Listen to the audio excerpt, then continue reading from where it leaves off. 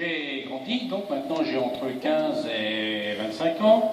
Comment dans ma ville de Choisy aurais-je la meilleure chance d'être un citoyen responsable à part entière? Les 15-25, ils sont présents dans tous les quartiers. Je dis bien tous les quartiers. Et je crois qu'il ne faut pas être dans une démarche de stigmatisation d'une certaine jeunesse qui habite des quartiers populaires ou des grands ensembles. La jeunesse, elle est présente partout. Mais là où il faut qu'on travaille, en effet, vous l'avez évoqué, c'est sur la réussite scolaire, mais c'est aussi sur l'offre de formation de qualité, mais aussi sur les questions d'insertion professionnelle. Et il me semble aujourd'hui, bien que dans le cadre du renouvellement urbain, des clauses d'insertion sont passées, sont signées avec les entreprises, mais uniquement dans le cadre du renouvellement urbain. Je pense qu'on peut travailler aujourd'hui à faire en sorte que les entreprises choisiennes, comme celles qui interviennent sur la ville, eh bien, puissent prioriser les jeunes choisiens par la signature de conventions sur des clauses d'insertion, sur un pourcentage de jeunes à embaucher et de jeunes de nos quartiers. Comme vous parlez de la jeunesse, qui est un sujet majeur, important, à la fois dans le programme et dans la vie, dans les engagements que vous prenez, qu'est-ce que vous comptez faire après l'élection, dans les semaines qui suivront? En effet, lorsqu'on est en capacité de gestion d'une ville, il faut qu'il y ait des annonces. Et dans notre projet de ville, on annoncera tout de suite la mise en place d'assises de la jeunesse. Pourquoi? Parce qu'on a besoin aujourd'hui d'entendre et de transformer en acte ce qui sera les suites des assises. Ces assises, je pense qu'il faut qu'elles soient dans une transversalité. La jeunesse, ce n'est pas qu'une histoire de loisirs, ce n'est pas qu'une histoire de sport. C'est aussi la culture, mais c'est aussi le logement, c'est aussi l'insertion professionnelle.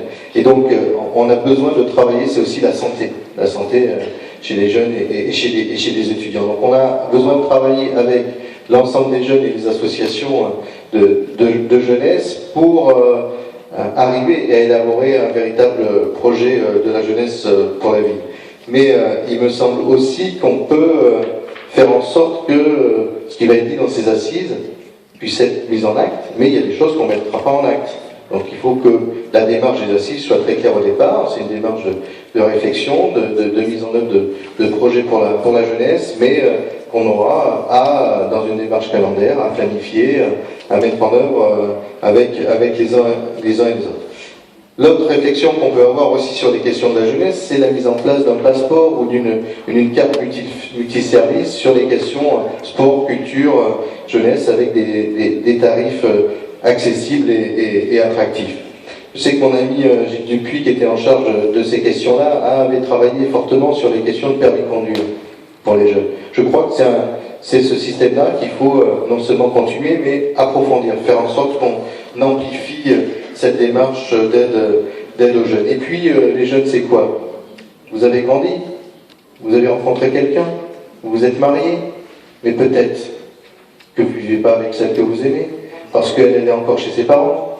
Et donc, sur la question des jeunes couples, on a aussi à travailler sur des besoins de logements sociaux adaptés à leur situation familiale et à leurs propres ressources. Et cet accès passe par des logements des types 2, des types 3 pour les jeunes couples. Et donc, on a travaillé sur ces questions-là, sur l'hébergement spécifique, où le projet, notamment dans la ZAC du port d'une résidence étudiante, pas dans ce sens-là, mais aussi de résidence jeunes actifs pour les jeunes qui sont dans des entreprises, qui viennent travailler ici en région parisienne et qui après vont créer leur vie en région parisienne. Et donc mettre en place aussi ça avec les bailleurs. Et puis je pense qu'il y a un projet, moi qui me tient à cœur, je ne sais pas si on y arrivera, mais on s'aperçoit de plus en plus aujourd'hui qu'il y a des personnes âgées qui sont dans des T4 et dans des T5, qui ont du mal à